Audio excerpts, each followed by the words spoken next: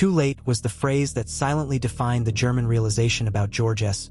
Patton, because for months inside German headquarters he was dismissed as loud, reckless, and predictable, an aggressive American general who would eventually slow down once supply lines stretched and resistance hardened. That was the belief written into intelligence assessments and spoken with irritation in bunker rooms filled with cigarette smoke and redrawn maps, until reality began to fracture that confidence.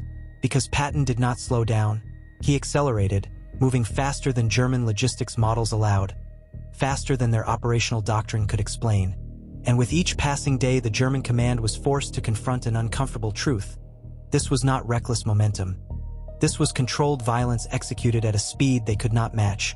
Reports from the front became increasingly urgent. Divisions were being outflanked before defensive lines were fully established. Retreat plans collapsed before they could be issued, and what unsettled the German generals most was not the losses themselves but the pattern emerging behind them. Patton was not reacting to German moves, he was anticipating them. Every assumption the German command relied on about tempo consolidation and pause was being shattered. They expected him to stop to resupply and reorganize. He did not. They expected hesitation after resistance. He pushed harder, and slowly frustration inside the German command turned into doubt, because if Patton continued advancing at this pace, then traditional responses were useless. Maps no longer represented reality. Calculations no longer predicted outcomes. And behind concrete walls, officers began to realize they were no longer fighting an enemy they understood. They were facing something that made speed itself a weapon, and this realization did not arrive with clarity or calm. It arrived through confusion, contradictory reports, and the growing awareness that every delay only strengthened Patton's advantage.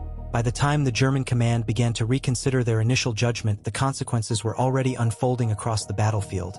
Units were out of position, reserves were committed too late, and the belief that Patton would eventually make a fatal mistake had quietly collapsed. Because the most terrifying conclusion was becoming impossible to ignore. Patton was not reckless, he was relentless. And the moment the German command truly understood this distinction was the moment they realized the war in front of them had already shifted beyond their control.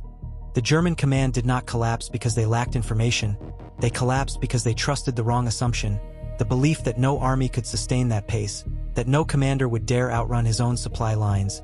Inside German headquarters, this logic felt unbreakable. Patton would have to stop. Every model said so. Every war they had ever fought confirmed it. Fuel would slow him, resistance would force consolidation, logistics would impose reality, and so German planners delayed, waiting for the pause that never came, waiting for Patton to behave like every other general before him. But Patton did not pause, he pressed forward, converting momentum into pressure and pressure into paralysis. Each kilometer gained without stopping multiplied German hesitation. Because now responding required decisions that no longer fit the situation on the map. Reserves were held back for a counterattack that arrived too late. Defensive lines were reinforced after they had already been bypassed, and German officers began to notice a dangerous pattern forming. Every time they waited for Patton to slow down, he accelerated. Every time they expected consolidation, he exploited the gap. This was the fatal miscalculation, assuming the enemy would obey logic instead of imposing it. And as this realization spread through the command structure, frustration turned into internal disagreement. Some officers argued Patton would eventually overextend. Others warned that waiting any longer would be catastrophic, but hesitation had already taken root. Decisions became cautious, reactive, defensive, and Patton fed on that hesitation. Because speed does not only move armies, it breaks decision-making. By the time the German command finally accepted that Patton would not stop to rearm or reorganize, the damage was already done. Units were isolated, supply routes were threatened, and command coherence began to fracture. This was no longer a battle of forces but a collapse of timing, and this is where wars are truly lost, not when armies are destroyed but when leaders hesitate while the enemy acts. If you have ever wondered why some commanders dominate history while others disappear into footnotes, this is the moment that explains it. Patton did not win because he had more resources. He won because he acted while the German command was still analyzing, still calculating, still waiting for a pause that never came, and in that gap between expectation and reality, the outcome of entire campaigns was quietly decided. By the time the German command finally stopped asking when Patton would slow down and started asking how to contain him, the answer was already clear: they could not because Patton was stronger in numbers, not because his equipment was superior, but because the war had shifted into a tempo they were psychologically unprepared to fight. Inside German headquarters, the language changed. confidence disappeared from reports, certainty was replaced by cautious phrasing, conditional statements, and quiet acknowledgments that the situation was slipping beyond control. Patton had forced them into a permanent reaction, always responding, never dictating, always adjusting to yesterday's movement while today's advance was already unfolding.